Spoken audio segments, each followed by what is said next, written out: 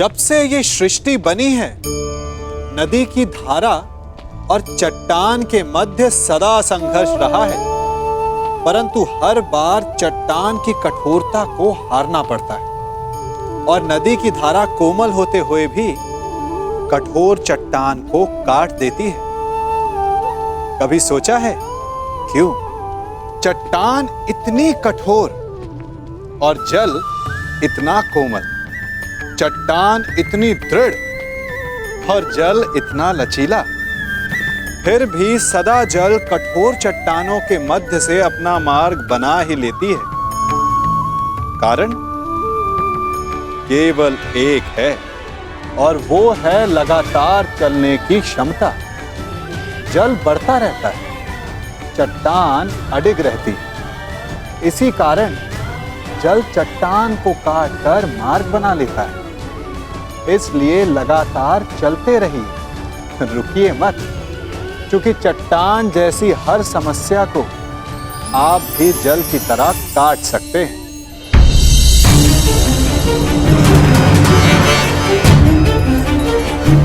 12 वर्ष का वनवास और सही, परंतु मैं अपने भाइयों और पांचाली को निर्बल नहीं होने दूंगा।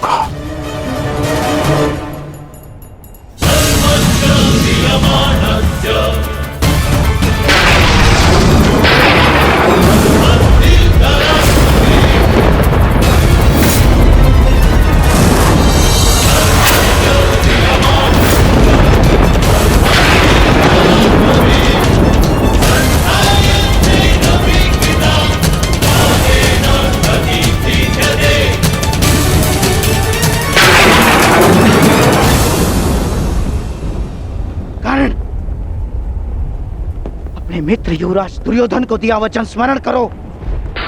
प्रयोग करो वैष्णवस्त्र का, प्रयोग करो। मुझे अपने मित्र कर्ण के ऊपर पूर्ण विश्वास है। मैं नहीं चाहता कि भाई भाई पर शस्त्र उठाए, क्योंकि इस युद्ध से विनाश के अतिरिक्त कुछ नहीं मिलने वाला। द्वंद्व अधूरा छोड़कर आ गए। प्रयास किया है कि द्यूत में जो अधर्म हुआ उसे धर्म युद्ध से धोया जा सके, परंतु एक वचन भी है कि आपके पुत्र 1 वर्ष का अज्ञातवास अवश्य पूर्ण करेंगे। कर्ण को अपना हर वचन स्मरण है। मैंने युवराज दुर्योधन के लिए शस्त्र उठाने का वचन दिया है। युद्ध तो मैं अवश्य करूंगा, परंतु मैंने एक और वचन दिया है कि आपके पुत्र अज्ञातवास पूरा करेंगे, और ये वचन भी मैं अवश्य पूरा करूंगा।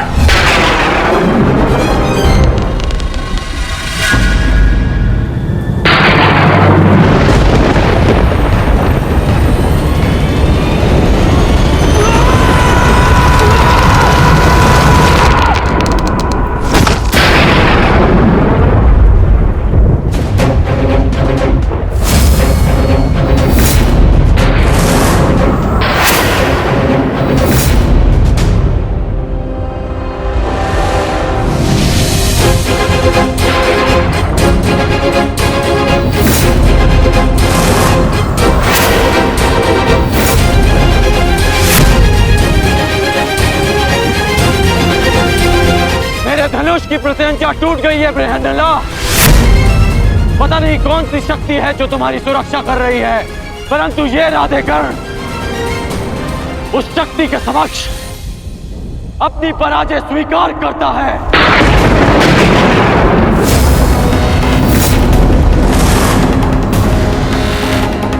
क्षमा कीजिएगा युवराज, परंतु मैंने आपको अपना दिया वचन और हस्तिनापुर के लिए अपना उत्तरदायित्व पूर्ण करने का प्रयास किया, परंतु प्रारब्ध ने मेरा साथ नहीं दिया।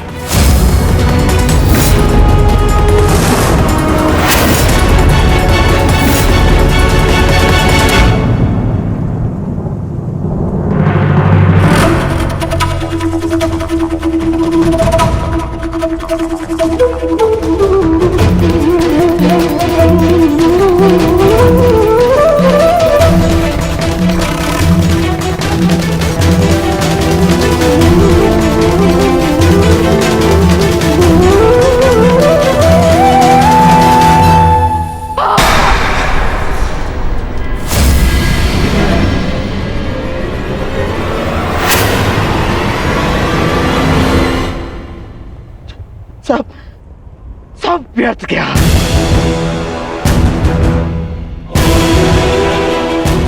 इतना परिश्रम, इतनी योजना, सब व्यर्थ गया। सब।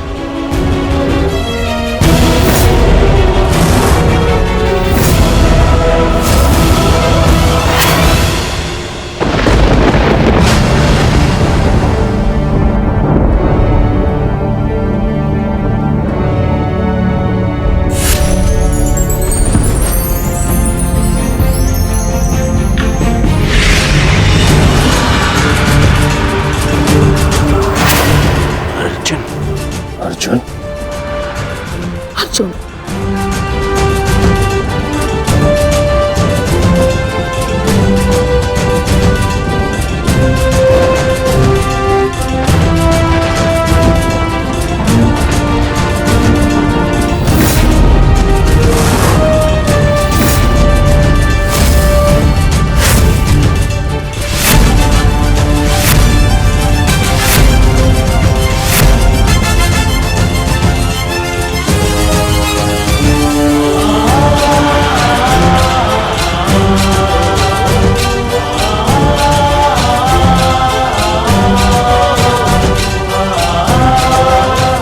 अज्ञातवास पूर्ण हुआ ज्येष्ठ।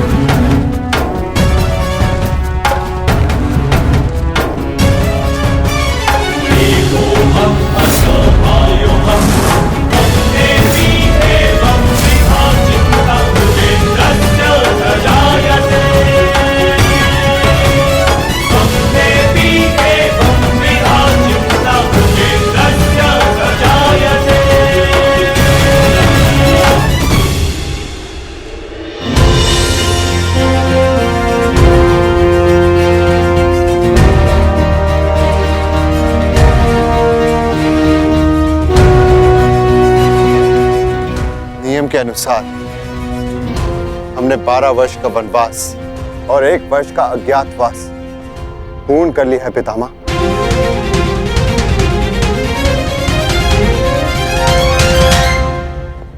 आपसे ये आशा नहीं थी धर्मराज कि आप असत्य भाषण करेंगे।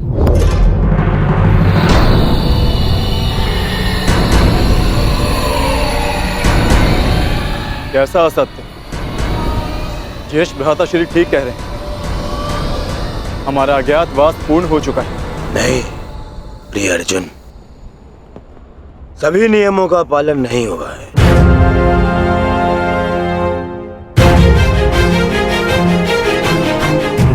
कैसे नहीं हुआ? 13वें वर्ष में हमें कोई पहचान ना सके, यही नियम था। हाँ, और इस नियम को समझने के लिए तुम लोगों के पास पुनः 13 वर्ष का समय होगा भीम,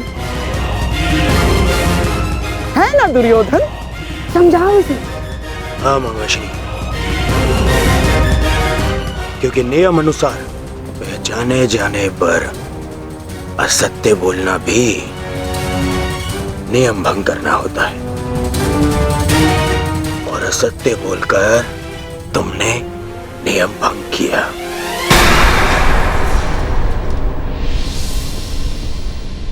क्या सत्य कहा हमने? अपने अनुज से पूछो युधिष्ठिर। क्यों अर्जुन, जब मैंने तुमसे तुम्हारा परिचय पूछा तो क्या कहा था तुमने? बृहन्नला नाम है मेरा। आचार्य द्रोण पितामह भीष्म के समक्ष, पूरी कौरव सेना के समक्ष अर्जुन ने असत्य कहा था। अपना नाम बृहन्नला बताया था, अपने आप को किन्नर बताया था।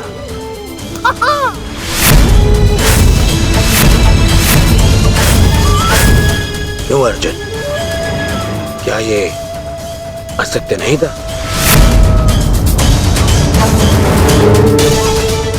आपने भी तो सुना था पितामह। बोलिए पितामह, अर्जुन ने ऐसा नहीं कहा था। हाँ, अर्जुन ने असत्य कहा था।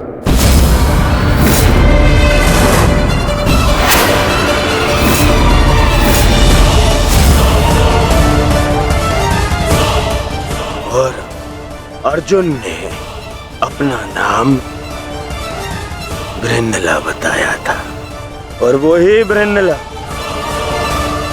अर्जुन बन के सामने खड़ा है।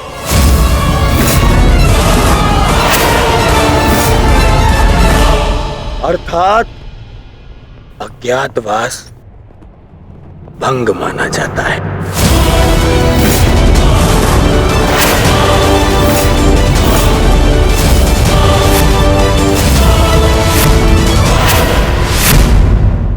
जाओ पांडवों, वापस वन में जाओ और योजना बनाओ कि अगली बार 12 वर्ष के पश्चात अज्ञातवास में कैसे पकड़े ना जाओ। हैं? जाओ। जाओ। नहीं दुर्योधन, अज्ञातवास भंग नहीं हुआ है दुर्योधन।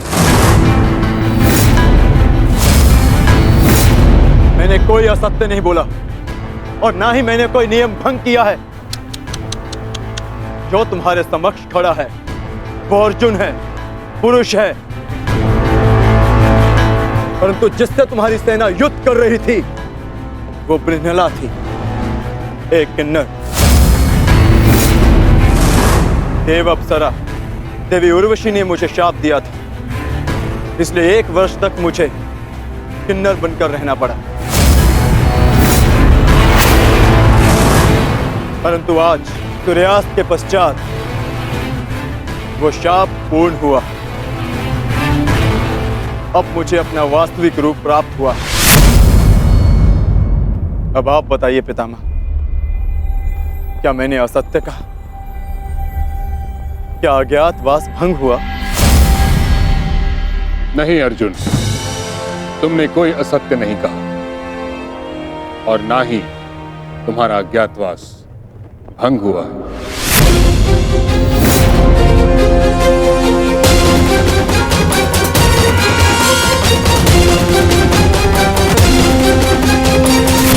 परंतु मैंने इसे पहचान लिया था पितामह। नहीं दुर्योधन, तुमने पहचाना नहीं था। तुम्हें आभास हुआ था कि ऐसा बाण केवल अर्जुन चला सकता है। यदि तुम्हें विश्वास होता तो तुम अंगराज से वैष्णवास्त्र का संधान करने को नहीं कहते, इसलिए मौन रहो। मैं ये घोषणा करता हूं कि पांडवों का अज्ञातवास सफलतापूर्वक पूर्ण हुआ।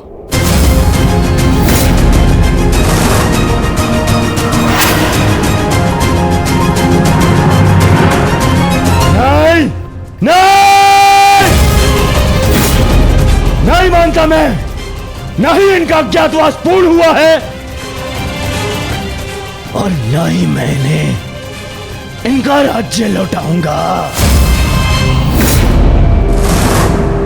अब जो भी निर्णय होगा वो युद्ध से होगा।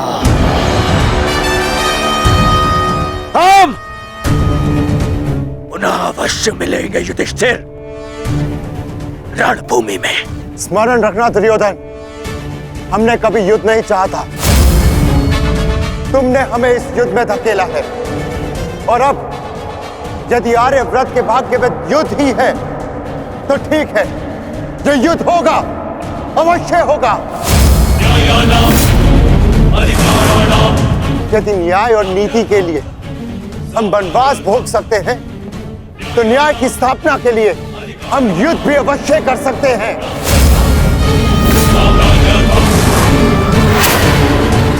उचित कहा तुमने धर्मराज, युद्ध होना निश्चित है जिसे कोई नहीं रोक सकता।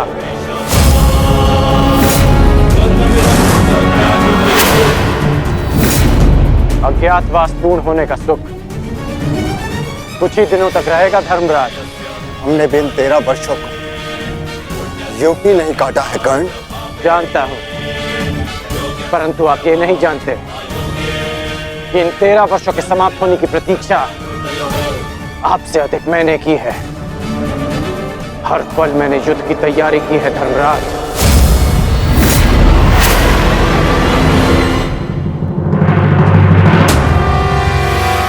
स्मरण रखना अर्जुन, अगली बार ना मेरी प्रत्यंचा टूटेगी और ना ही सूर्यास्त तुम्हें बचा पाएगा।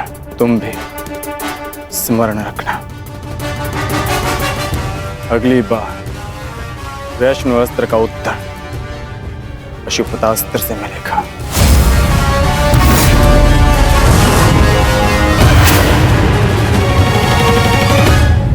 समझ में नहीं आता युधिष्ठिर, मैं किन शब्दों में आपका धन्यवाद करूं।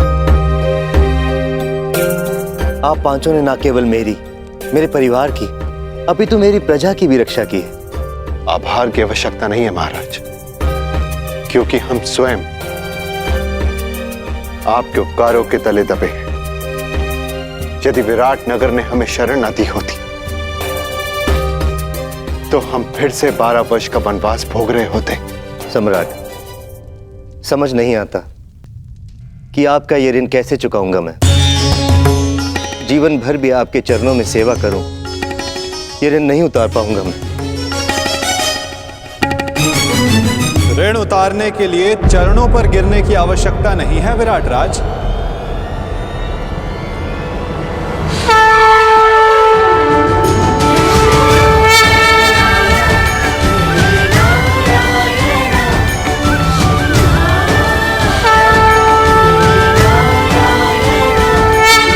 वासुदेव,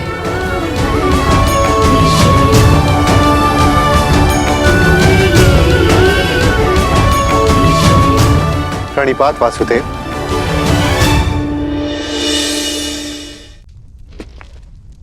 आपकी समस्या है कि आप पांडवों का ऋण कैसे चुकाएं, और उस समस्या का हल मेरे पास है विराट राज। तो आप ही बताइए वासुदेव, इस ऋण से कैसे मुक्त हो सकता हूं? क्या करूं कि ये मेरा मंतव्य पूर्ण हो? पांडवों का अज्ञातवास पूर्ण हुआ कैसे? कैसे? इसका अर्थ जानते हो शकुनी? इसका अर्थ यह है कि पांडव लौटेंगे और अपना अधिकार मांगेंगे।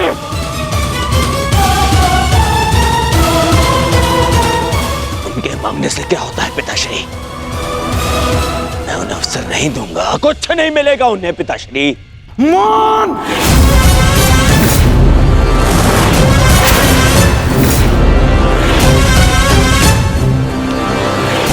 मान रहो दुर्योधन, मान। हर बार राजसभा में बड़ी बड़ी बातें करते हो, वचन देते हो और हर बार मुंह की खाकर लौटते हो तुम। हस्तिनापुर से सेना ले जाते समय क्या कहा था तुमने? कि पांडवों का अज्ञातवास भंग करके लौटूंगा। और इस समय तुम मेरे समक्ष क्या सूचना लेकर आए हो? कि अकेले अर्जुन ने समस्त कुरु सेना को निरस्त्र कर दिया। एक ही स्वप्न देखा है ना तुमने, सम्राट बनने का। अरे अगर एक अर्जुन को ना संभाल सके तुम, तो ये हस्तिनापुर का साम्राज्य क्या संभालोगे?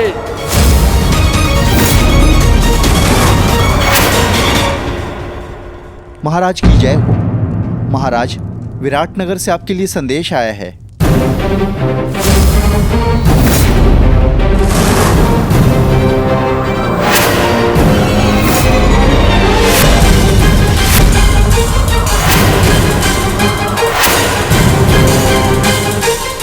कृष्ण, विराटनगर से क्या संदेश आ सकता है? अवश्य उन पांडवों का ही संदेश होगा। युद्ध की चेतावनी भेजी होगी उन्होंने।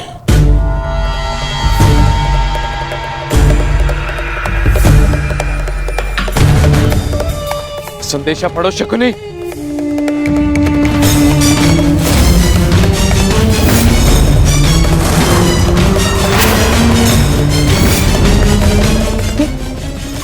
कैसे हो सकता है?